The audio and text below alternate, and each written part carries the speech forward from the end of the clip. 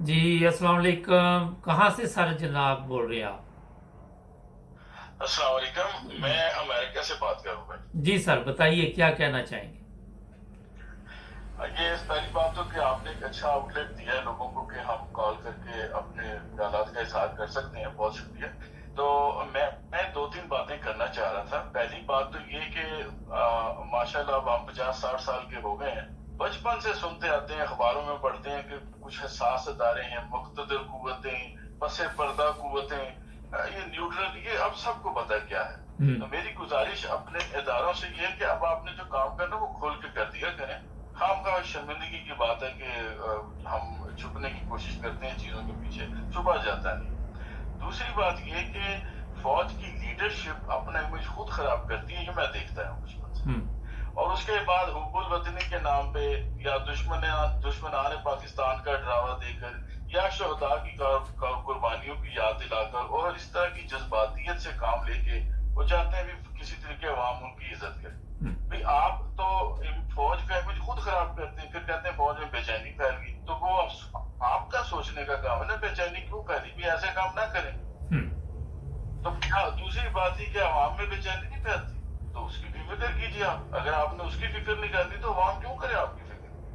तीसरी बात कि ये जो जरदारी खानदान और शरीफ खानदान इतना अरसा 30-30, 40-40 साल करप्शन करते रहे, तो मेरा एक सवाल है जो मैंने नहीं देखा कि मीडिया में किसी ने पूछा हो कभी, कि जब ये करप्शन हो रही थी तो क्या इदारे जो थे उनको इसका पता नहीं था?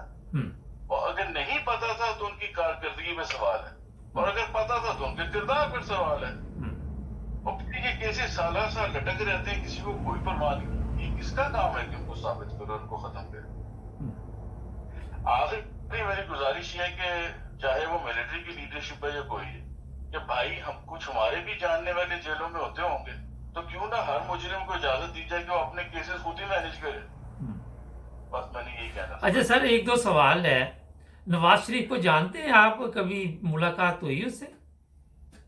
मेरी उनसे जाती मुलाकात नहीं है। हम उनसे रिलेटिव हैं, उनके बहुत क्लोज हैं।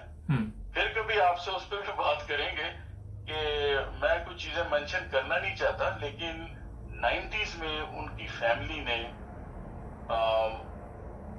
करोड़ों डॉलर कैश अपने एक रिलेटिव के घर रखवाए थे 6-8 माह के लिए, हुकूमत से बचने के लिए। फिर वो उनके मुलाजिम आके ले गए थे। अच्छा। ये बात जो है, इस बात की गुफ्तगू वो जिनके घर रखे गए थे उन साहब से मेरी हुई थी और वो रिकॉर्डेड है मेरे पास। अच्छा सर, आपने शुरू में बड़ी ज़बरदस्त बातें की हैं। मुझे ये बताइए, जब आप इदारे की बात करते हैं और कोई किसी इदारे के मतलब कह देता है कि जनाब आप गलत चल रहे हैं, तो उसको पकड़ लेते हैं ये। और इन्होंने ये तमाशा शुरू किया हुआ है कि गुमशुदा अफराद पता नहीं कहाँ कहाँ क्या क्या ये वहाँ पे चलता है। ये किस तरफ लोगों को ले गए, ये डरा धमका के लोगों का बेड़ा गर्क कर दिया। इज्जत तो इन लोगों की भी कोई नहीं इस वक्त माशरे में। तो वो इसमें उन्हीं का हाथ है ना, पब्लिक का हाथ तो नहीं है। पब्लिक तो बेचारी भोली भाली होती है, उसको अभी आप कह दें कि फला जगह पे बॉर्डर पे हमला हो, फिर फौज के साथ होंगे। उनको होना भी चाहिए, मगर ये उनसे बढ़ के तो फौज जो एक मुनज़्ज़म इदारा है उनका हेडेक होना चाहिए कि पब्लिक हमें सपोर्ट करे। तो उनको ऐसे काम नहीं करने चाहिए कि वो ना करें। क्यों उस रास्ते पे ले जाते हैं पब्लिक को कि वो थक जाओगे या नहीं करनी। अच्छा, एक सवाल है। ये बताइए कि आपने बताया 50-55 साल उम्र होगी और पता नहीं कितनी देर आपको अमेरिका में।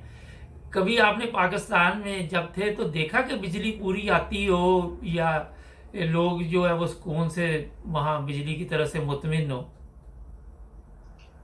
जब छोटे थे तो ऐसा था। 80s के बाद तो मुझे नहीं लगता कोई ऐसा टाइम आया कि बिजली हमेशा आती रही 24 घंटे।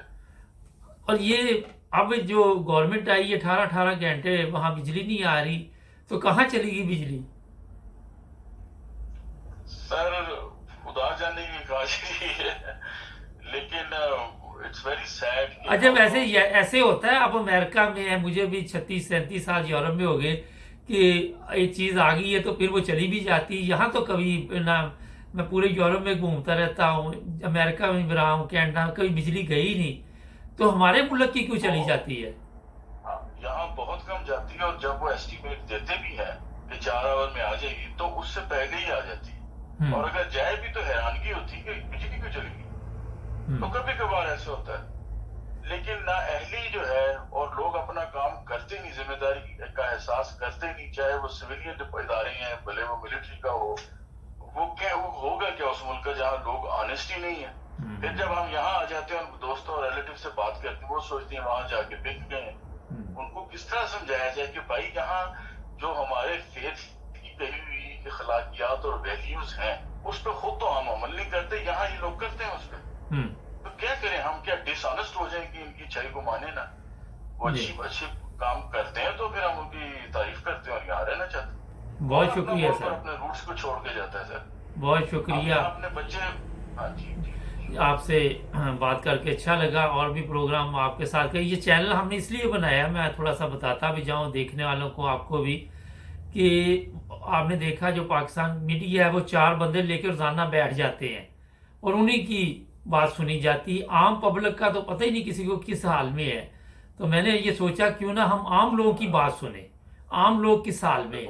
तो इसमें ये फायदा भी हो रहा है, जो लोग गुस्से में हैं वो अपना गुस्सा भी निकाल लेते हैं। जिनको प्रॉब्लम ये है कि वो कहीं पे जाके बात नहीं कर सकते, फिर उनका नाम भी नहीं हम लेते, क्योंकि ये भी देखना पड़ता है, हर चीज़ का ख्याल रखते हैं। पाकिस्तान से बेशुमार लोग कॉल करते हैं। तो मकसद ये है कि जी नहीं, आप ये बहुत अच्छा आपने सोचा और बड़ा यूनिक आइडिया। मैं हैरान हूँ कि मेरे ज़हन में क्यों नहीं आया। मैं तो सोचता रहता हूँ ऐसी चीजों के बारे में, मगर अल्हम्दुलिल्लाह किसी ने इसका स्टार्ट किया। सर ये आपका ही चैनल है, आप लोगों के लिए बनाया हुआ है, जब मर्जी आप आए हमारे साथ बात करें सर, ठीक है सर। ठीक है, मैं आपसे 1-2 बातें कर लूँ, भले रिकॉर्ड ना हो रही, मैं वैसे करना नहीं अभी रिकॉर्डिंग पे ये मैं बंद कर रहा हूँ, ये ना हो बाद में हमारी भी ऑडियो लीक हो जाए, मजाक कर रहा हूँ। नाज़रीन सब्सक्राइब करें, जुड़े रहे हमारे साथ।